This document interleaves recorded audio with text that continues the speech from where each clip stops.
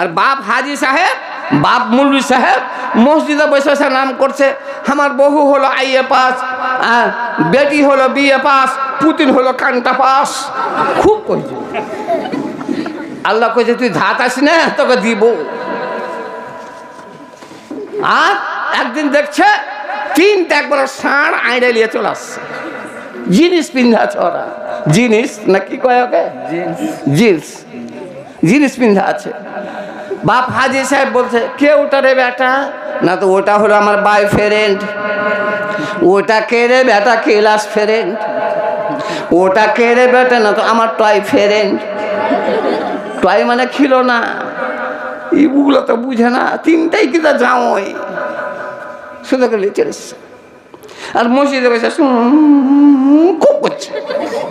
আল্লাহ কাছে কাকে দেখাচ্ছে তোকে ঠুকবো ভালো করে। কেন?